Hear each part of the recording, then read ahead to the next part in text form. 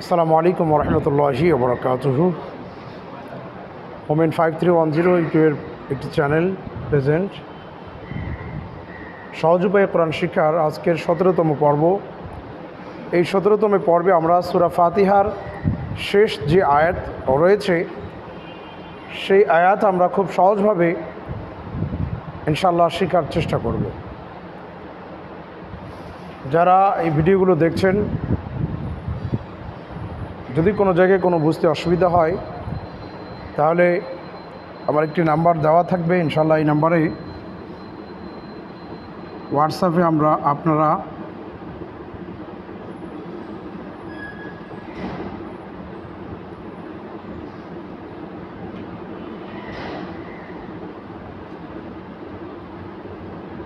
হোয়াটসঅ্যাপে আপনারা মেসেজ দিতে পারবেন যদি কোনো জায়গায় কোনো বুঝতে অসুবিধা হয়। আর 1 থেকে নিয়ে 17তম পর্বে ইনশাআল্লাহ আমরা ধারাবাহিকভাবে আলোচনা করেছি।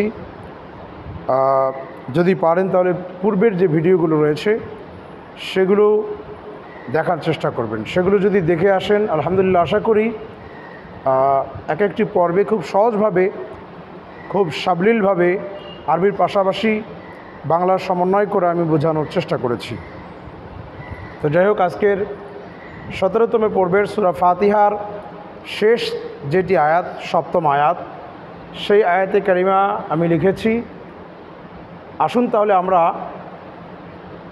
সূরা ফাতিহার শেষ আয়াতটির প্রথম অংশে আমরা শুধুমাত্র আগে হরফগুলোকে আগে চিহ্নিত করি, তারপরে তার প্রতি হরকত, সাকিন, তাসজিদ এগুলো যা আছে সেগুলো আমরা ইনশাআল্লাহ আইডেন্টিফাই করার চেষ্টা করব এবং পড়ার চেষ্টা করব। তার শেষে বাংলার একক এবং তাতে কি হবে হরকত এবং উচ্চারণ কী হবে সেগুলো নিয়ে ইনশাআল্লাহ আমরা আলোচনা করব। তাহলে আমরা প্রথমে চলে যাই। এই প্রথম যে বর্ণটি রয়েছে সেই বর্ণটির নাম কি? গয়ন। আমরা জানি গয়ন এই বর্ণটি এমন বর্ণ যেই বর্ণ লেখার সময় যখন যুক্ত হয় তখন এর শুধুমাত্র মাথাটুকু থাকে, আর বাদ বাকি যে নিচের অংশটুকু আছে সে অংশগুলো কর্তন হয়ে যায়, কেটে যায়। এটা হচ্ছে গয়ন। তারপরে ইয়া। ইয়া এটিও যখন যুক্ত বর্ণ হয়, কোনো বর্ণের সঙ্গে যুক্ত হয়, তখনও কিন্তু এর শুধুমাত্র মাথাটুকু থাকে, আর বাকি যে অংশগুলো আছে সেই অংশগুলো কর্তন হয়ে যায়। ইয়া এর নিচে 2 নক্তা, আমরা 2 নক্তা দেখলে তখন আমরা মনে করব যে এটা হচ্ছে ইয়া। আর যদি 1 নক্তা হয় এইরকম চিহ্নতে, তখন বুঝতে হবে সেটা হচ্ছে বা। তারপরে রয়েছে র। এই র এমন একটি বর্ণ যেটি পরিবর্তন হয় না, একই রকম থাকে। তারপরে রয়েছে আলিফ, তারপরে লাম। লাম বর্ণটি এটি যখন যুক্ত হয় তখন কিছুটা তার অংশ কেটে যায়। তারপরে মিম। মিম অংশটি আমরা চিনতে পারি, মিম অংশের মধ্যে ওইরকম কোনো সমস্যা নাই, মিম আলহামদুলিল্লাহ যেরকম এটা দেখে আমরা বুঝতে পারি। তারপরে হচ্ছে গয়ন। এখানে গয়ন একরকম, এখানে গয়ন অন্যরকম একটু। এটা আসলে কোরআনে মাজিদ ফুরকান হামিদে এভাবে এসেছে। যখন গয়নটা শুরুতে যখন এসেছে তখন এরকম হয়েছে, শেষে যদি আসে তাহলে তার পূর্ণ রূপটাই তো থাকে, এটি বলেছি। মধ্যখানে যখন আসে তখন এরকমভাবেই কোরআন শরীফের মধ্যে এসেছে। তাই আমাদেরকে এভাবেই এটাকে চিহ্নিত করতে হবে, এটা হচ্ছে গয়ন। তারপরে যে বর্ণটি রয়েছে সেটি হচ্ছে দদ। দদ বর্ণটিও আমরা জেনেছি ইতিপূর্বে যে দদ বর্ণটি যখন যুক্ত হয় তখন তার শুধুমাত্র মাথাটুকু থাকে, বাকি যে অংশগুলো আছে সেই অংশগুলো কেটে যায়। তাই এখানে এটা হচ্ছে দদ। তারপরে হচ্ছে ওয়াও। ওয়াও বর্ণটি একই রকম থাকে, এটি পরিবর্তন হয় না। তারপরে রয়েছে বা। যেহেতু এই মাগবুবি এটা পুরোটা একটি বাক্য, এই কালিমার শেষে বা এসেছে, বা তার পূর্ণাঙ্গ যে রূপটা রয়েছে সেই পূর্ণাঙ্গ রূপটা প্রকাশ করেছে। তারপরে রয়েছে আইন। যেহেতু আমরা গয়ন পড়েছি, আইন এবং গয়ন দুটাই একই আকৃতির, তাই না? আইন এবং গয়ন দুটাই একই আকৃতির। আইনে নোক্তা হয় না এবং গয়নে নোক্তা হয়। যেহেতু এখানে নোক্তা নেই এই জন্য এটা হচ্ছে আইন। তারপরে বর্ণটি লাম। আমরা জানি লাম যখন যুক্ত হয় তখন মধ্যাংশ থাকলে তখন তার একটু অংশ কেটে যায়। তারপরে রয়েছে ইয়া, ইয়াও একই, অর্থাৎ তার শুধুমাত্র মাথাটুকু থাকে, নিচে যে অংশগুলো আছে সেই অংশগুলো কেটে যায় যদি মধ্যাংশে চলে আসে অথবা শুরুতে আসে। তারপরে রয়েছে হা। এই হাটি আমরা গত পর্বেও দেখেছিলাম যে হা এমনিতে রয়েছে এরকম একটা হা, আবার এটা যদি শুরুতে যখন আসবে তখন এরকম হবে, আবার যখন মধ্যাংশে আসবে তখন এইরকম হবে, যখন শেষে হবে তখন এইরকম হবে। তাহলে যেহেতু এতে মধ্যখানে আছে, মধ্যখানে থাকার কারণে এরকম হয়েছে, তো এটা হচ্ছে কি হা। তারপরে রয়েছে মিম। মিম বর্ণ আমাদের চিনতে কষ্ট হয় না। তারপরে রয়েছে ওয়াও। ওয়াও বর্ণটি একই রয়েছে, পরিবর্তন হয় না। এটা হচ্ছে লাম এবং আলিফ। লাম এবং আলিফ। তো লাম আলিফ আমরা জানি লাম যদি কারোর সঙ্গে যুক্ত হয় তখন তার কিছু অংশটা কেটে যায়, তাহলে কিছু অংশ কাটা এবং তারপরে আলিফ রয়েছে, তাই না? এই আলিফটাকে একটু ডিজাইনের মতো বা এরকম করে দেওয়া হয়েছে, তো এটাকে মিলে আমরা বলতে পারি লাম এবং আলিফ, লাম আলিফ। তারপরে রয়েছে আলিফ, তারপরে রয়েছে লাম। লাম বর্ণ একটু কর্তিত হয়ে আছে, কর্তন করা হয়েছে। তারপরে দোয়াদ। দোয়াদেরও শুধুমাত্র মাথাটুকু আছে আর নিচের অংশটুকু কর্তন হয়েছে। তারপরে দোয়াদের সঙ্গে এই যে টানা যেটি রয়েছে সেটি হচ্ছে আলিফ। তারপরে লাম, তারপর ইয়া, তারপরে নুন। আলহামদুলিল্লাহ আমরা সহজভাবে, খুব সহজভাবে বর্ণগুলোকে আমরা আইডেন্টিফাই করতে সক্ষম হয়েছি। এখন আমরা আসি কোন বর্ণে কি রয়েছে। হরকত, সাকিন, তাসজিদ আমরা যেগুলো পড়েছিলাম সেগুলোর কোনটি রয়েছে। আমরা দেখতে পাচ্ছি এই বর্ণটি হচ্ছে গয়ন। গয়নের উপরে রয়েছে একটা চিহ্ন, এই চিহ্নটাকে কি বলা হয়? জবর। জবর কোথায় থাকে? উপরে থাকে। আর জের কোথায় থাকে? নিচে থাকে। পেশ কোথায় থাকে? উপরে। তাহলে যেহেতু উপরে এইরকম কোণাকুনি, হরফের উপরে এই কোণাকুনি চিহ্নটাকে বলা হয় জবর। আর এই হরফের নিচে যদি এই কোণাকুনি চিহ্নটা থাকে তাহলে সেটাকে বলা হয় জের। হরফের উপরে এইরকম কোণাকুনি থেকে তার উপরে যদি একটু মাথাটা পেঁচানো থাকে তখন সেটাকে বলা হয় পেশ। তাহলে আমরা এখানে দেখলাম জবর, গয়ন জবর গ, গয়ন জবর।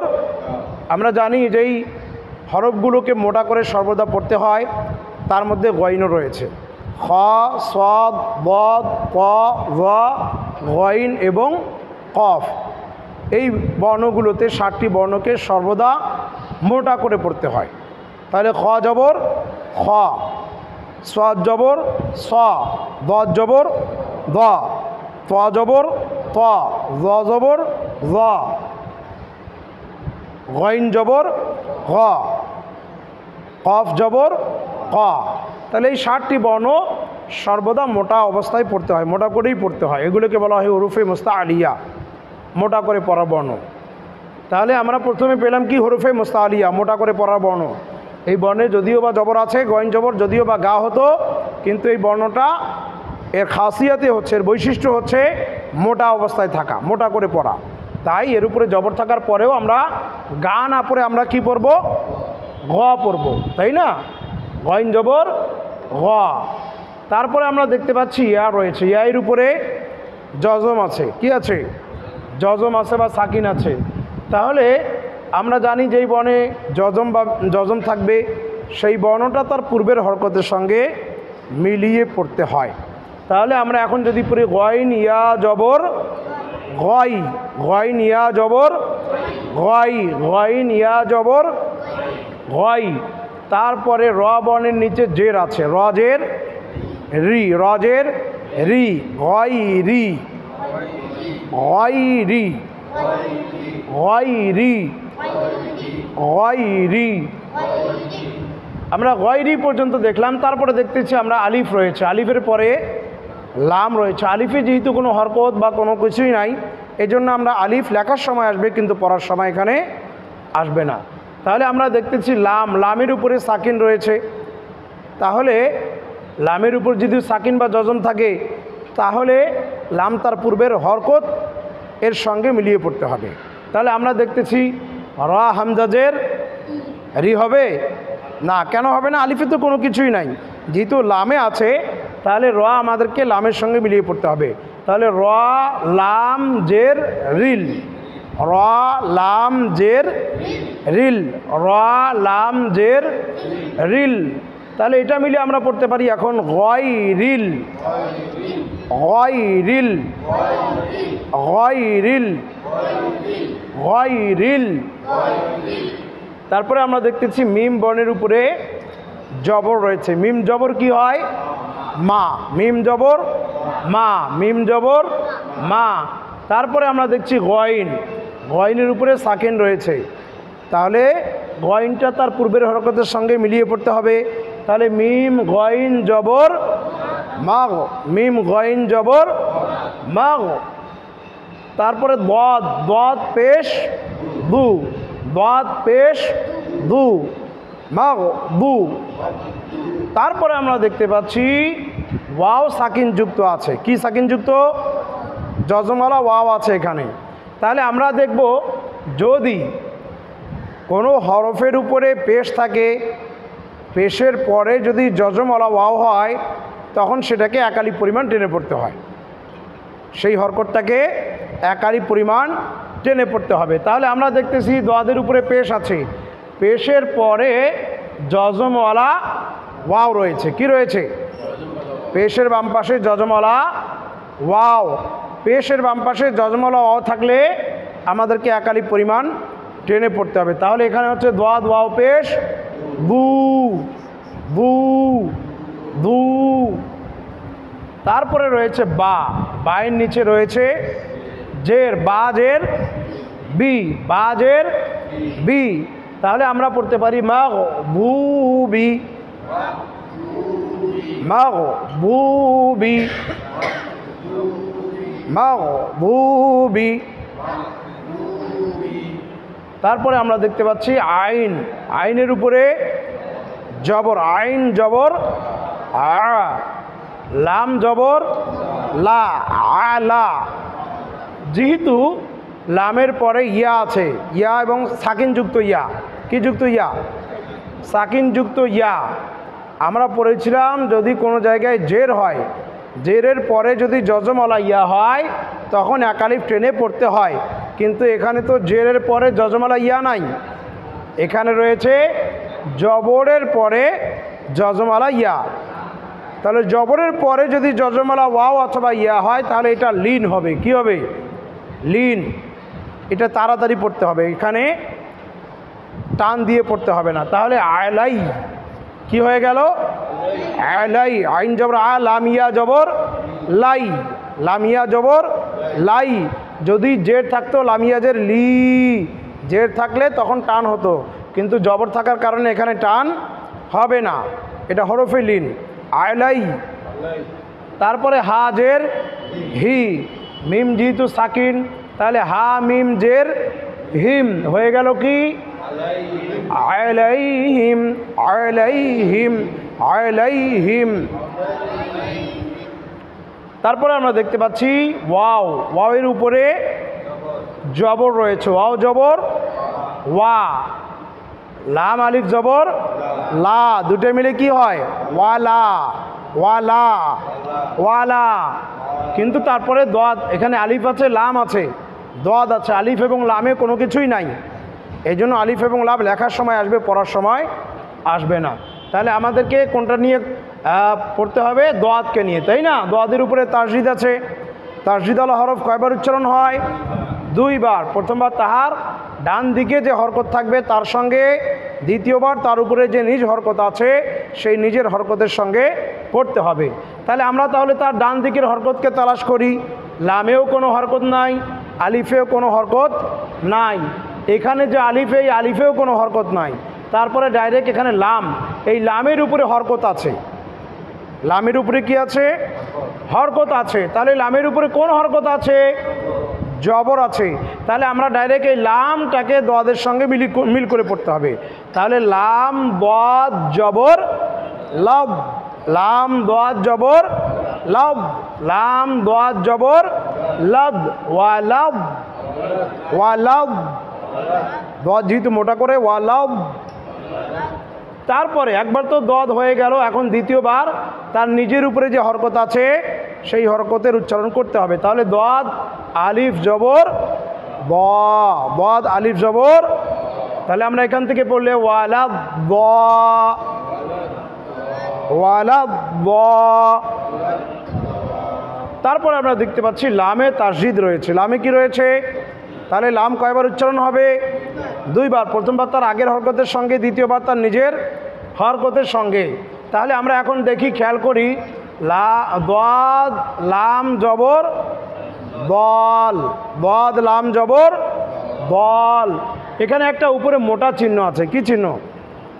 যখনই খেয়াল করবেন যে কোনো মদের হরফের উপরে যদি মোটা চিহ্ন হয় তখন সেটাকে একটু বেশি পরিমাণে টান দিয়ে পড়তে হয়। 3, 4, 5 এইরকম আলিফ পর্যন্ত টেনে পড়তে হয়। ওটার মদ বিশিষ্ট অনেকগুলো আছে, শুধু মূল ফর্মুলাটা এটা খেয়াল রাখলেই হবে যে কোনো মদের হরফ যদি হয় তার পূর্বে তার উপরে যদি কোনো মোটা চিহ্ন থাকে তখন সেটাকে 1, 2 আলিফের চেয়ে আরও বেশি টান দিয়ে পড়তে হয়। 3, 4, 5 আলিফ পর্যন্ত টানা যায়। তাহলে ওয়ালা বল, তাসদিদ যেহেতু একবার উচ্চারণ হয়ে গেল পূর্বের হরকতের সঙ্গে, দ্বিতীয়বার নিজ হরকতের সঙ্গে। নিজ হরকতটা কি? লামের নিচে কি রয়েছে? জের, লাম জের লি। তারপরে আমরা দেখতে পাচ্ছি ইয়া, ইয়ের উপরে জজম আছে, জজমালা ইয়া। আমরা জানি জেরের বাম পাশে জজমালা ইয়া যদি হয় তখন এক আলিফ টেনে পড়তে হয়, এই জন্য এখানে এক আলিফ টেনে পড়তে হবে। ওয়ালা বলি, নুন জবর না, ওয়ালা বলি না।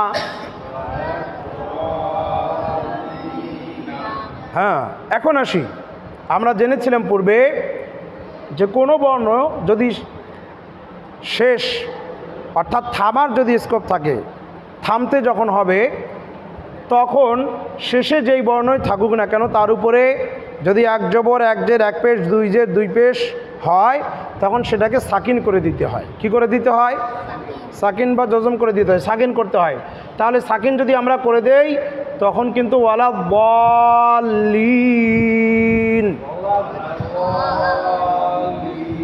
না ছিল, নাটা এখন হসন্ত হয়ে গেল, বলিন, তখন 3 আলিফ পরিমাণ টেনে পড়তে হয়। তাহলে আলহামদুলিল্লাহ আমরা এখন আরবি টু আরবি সম্পূর্ণটাই পড়লাম এবং শিখলাম। এখন আসি আপনাদের সহজীকরণের লক্ষ্যে একটু বাংলায় আমরা চেষ্টা করি। আমরা জানি এখানে আমি লিখেছি, আজকে একটু ভিন্ন করে লিখে দিয়েছি, একক হরকত সুকুন তাসদিদ তানবিন, অর্থাৎ এই লাইনে প্রথম লাইনে আমি একক যে বর্ণগুলো আছে সেই একক বর্ণগুলো লিখে দিয়েছি। তার নিচের লাইনে এটাতে কি হরকত আছে, আরবিতে হরকত, বাংলায় মনে করেন অর্থাৎ আকার ইকার উকার হসন্ত এগুলো যেটা হবে সেটা, কার চিহ্ন যেগুলো আছে সেগুলো আমরা এখানে দিয়ে দিয়েছি। তৃতীয়তে আমরা দিয়েছি বানান। তারপরে চতুর্থ লাইনে আমরা দিয়েছি পরিপূর্ণ উচ্চারণ। তাহলে আমরা এখন দেখি ওয়াইনের একক কি? ওয়াইনের উপরে কি রয়েছে? জবর রয়েছে। তাহলে এখানে আমরা জবরটাকে কিভাবে বাংলায় লিখি? আকার, মানে বোঝানোর ক্ষেত্রে এটা আগে লিখে দিলাম। তারপরে যেহেতু এখানে পড়তে গেলে কি হবে? গয়াকারে গা হয়, কিন্তু আমরা জেনেছি যে গয়াইন এমন একটি বর্ণ যে বর্ণটা সর্বদা মোটা করে পড়তে হয়, এই জন্য এখানে জবর আসার কারণেও গা না হয়ে হবে কি? গ। তারপরে আমরা দেখতেছি ইয়া বর্ণ রয়েছে, ইয়ায়ের একক কি? ই, হস্যই। তাহলে এখানে যেহেতু সাকিন রয়েছে, সাকিনটাকে আমরা কিভাবে আইডেন্টিফাই করি? হসন্ত দিয়ে। কি দিয়ে? হসন্ত দিয়ে। তাহলে ঠিক এখানে হস্যই লিখে দিয়েছি। তাহলে এই দুইটাই মিলে হচ্ছে কি? রয়। তারপরে এখানে আমরা দেখতেছি র রয়েছে, রয়ের একক কি? রয়ের একক র। রয় যেহেতু জের আছে, জেরকে আমরা কিভাবে আইডেন্টিফাই করছি? ইকার দিয়ে। তাহলে রয় শিকারে রি। লাম, লামের একক কি? ল। লামের উপরে কি আছে? সাকিন, তাই না? তাহলে এটা কি হবে? হসন্ত।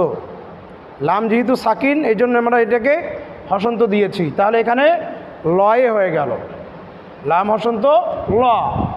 তারপরে আমরা দেখতেছি মিম। মিমের একক কি? মিমের উপরে কি আছে? তাহলে কি আসতে হবে? আকার। তাহলে সমান সমান মা, মায়াকারে মা। গয়ন, গয়নের একক কি? গয়নের উপরে কি আছে? সুকুন রয়েছে, তাহলে এখানে কি হবে? হসন্ত, হসন্ত, তাই না? তাহলে এখানেও হসন্তই থাকলো, গয়ে আসলো। তারপরে কি আছে? দদ, দদের একক কি? দ। যেহেতু দদের উপরে কি আছে?